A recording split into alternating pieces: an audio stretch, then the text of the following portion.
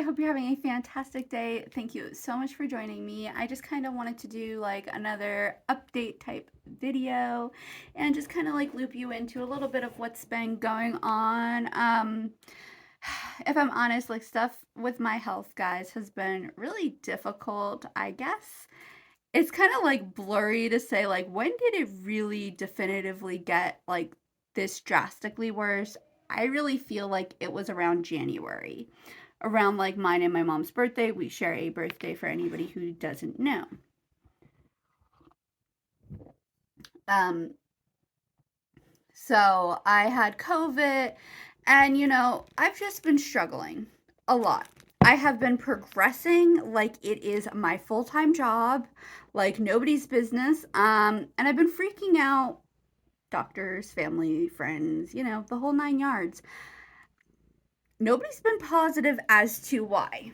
And there are a lot of reasons for this. The biggest one of which being is the medical system is so incredibly stressed out that like people are having trouble finding time to dedicate to rare disease patients.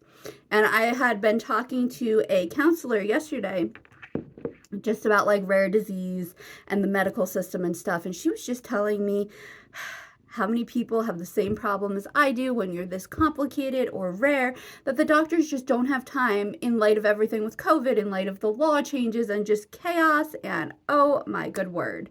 So that's kind of why I don't really know what's going on. Nobody's really had the time to dedicate this year to me whatsoever. Everybody is changing laws left and right. So, like, I had care that we had established, after like the mess last year. For anybody who doesn't know, a fraction of my team just kind of went missing last year. I'm still kind of gathering clues, believe it or not, that they've kind of fallen into my lap. And once I have a full picture as to what had happened, we will chat and we'll see. I guess I just kind of want to see like the experiences that I have. Am I able to help somebody else get better care? So, like when I go through like the gaslighting and stuff, like when I'm able to find ways to communicate better with doctors, I'm hoping to be able to articulate that to you guys. This way, like hopefully it'll be helpful. I hope that makes sense.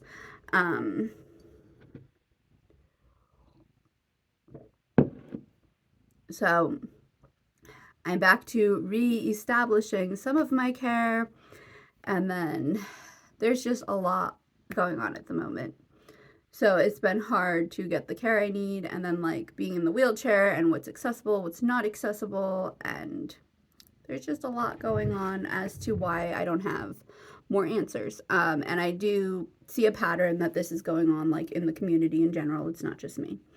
So at this point we hit the point that we've had some mild organ failure. I did have COVID, so do with what you want with that. I don't have definitive anything at the moment.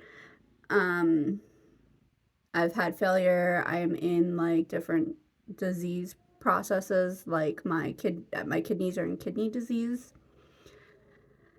I have so much going on that it's just been really overwhelming to figure out, okay, what do we do first? So recently we did see endocrinology. I absolutely love my new endocrinologist. We have been diligent. We've been working together amazingly. I feel really comfortable with her. I feel a lot safer than I have in a long time from an endocrine perspective. We ran labs, we did the urine, we did the full workup, and the lab screwed it all up. So now we're back to square one. I requested my records, they never went through. The lab screwed everything up, so now we're redoing it all. So that didn't really help. I have an emergency GI appointment on Friday. I think lupus is flaring / colitis. The autoimmune stuff I will dig into deeper as to kind of what's going on, like from my perspective, from like my genetic testing. I found genetic testing results, more of them. Apparently there was a page that previously I don't remember seeing with my gene testing from a few years ago, and it has more of my actual mutations, which are actually super helpful. I do need to kind of go over it though, like with my geneticists and stuff. And then like we're working on seeing if I meet the criteria for chimerism. That was in my chart. Somebody forgot to kind of ring and tell me. I didn't see the notification come in that it was in my chart ever. So also from the endocrine perspective, those are my cancer labs.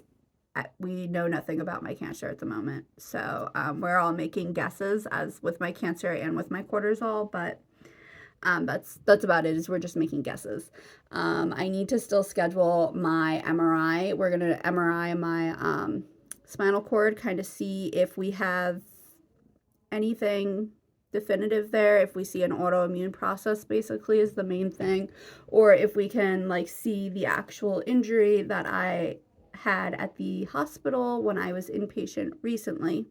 For anybody who's unaware, I was transferred from my bed when I was inpatient over to the CT scanner, and it was kind of like somebody went, oops, or actually a couple people, because we were chit-chatting quite a bit, and the board had slipped, and I saw white, I saw stars, and I have not been able to walk since.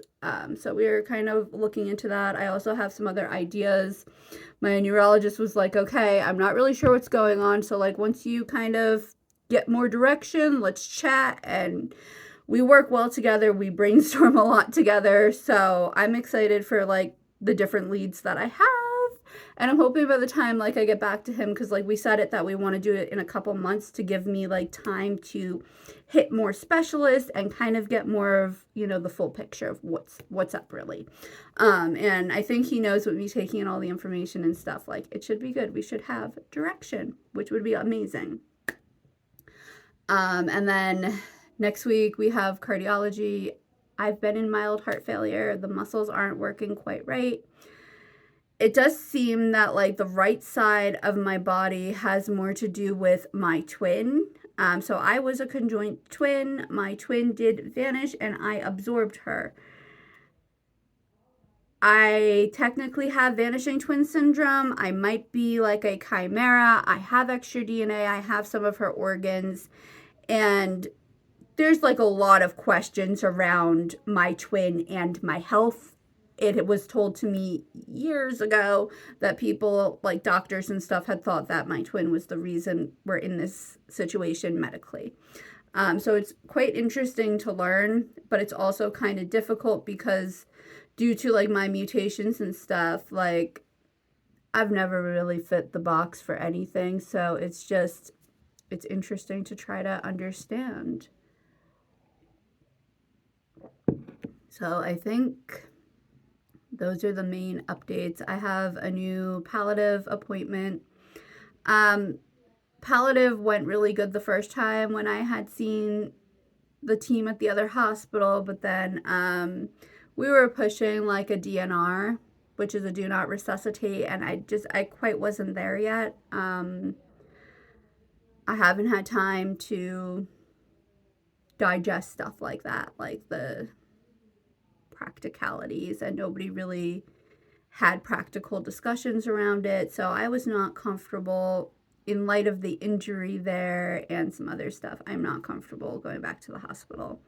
I know where I am with my care, you know what I mean? And obviously too, people like switch facilities and everything due to insurance and COVID and just so many reasons. So kind of your like reminder as to why that happens.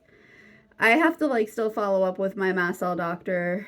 My mast cell's a little bit like funky. It's not awful.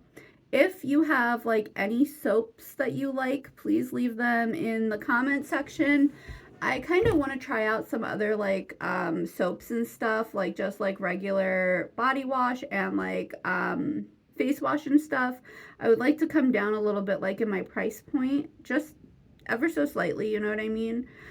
And I would like to just be able to add like more to like my list of resources for Chronically Hopeful in general. So any help you guys could give me is wonderful. Yeah, and like so we also have to like with cardiology talk like about the POTS, and there's a possibility like And I don't know anything for absolute certain. So, like, try to remember, like, this is my life that we're actually living and working through, like, together. This is all, like, in real life, real time, if you know what I mean. So, I don't have all the answers yet. And I'm not sure if we ever will have all of the answers because it's just all complicated.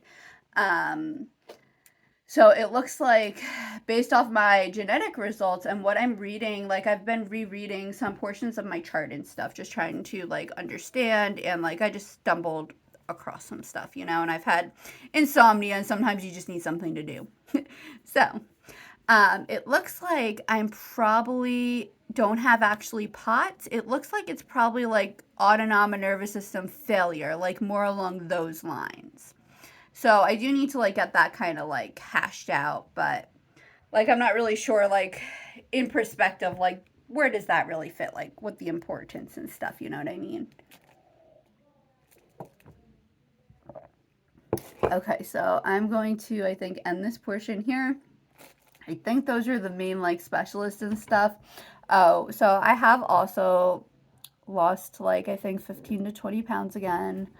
Um, I'm eating a little bit more right now than I was, so that's really good. I'm getting in my fluids easier, so that's something to celebrate. I was having some trouble for a while, which is a little bit scary because, like, having dysautonomia in general is just hard, and, like, I've always just drank so much, like, excessively. So to not drink is a little bit nerve wracking, and, like, I've had temperature regulation problems and just so many symptoms. My sleep is all over. I either sleep a lot or like not at all. Um, and there's, the question of intestinal failure at this point as well.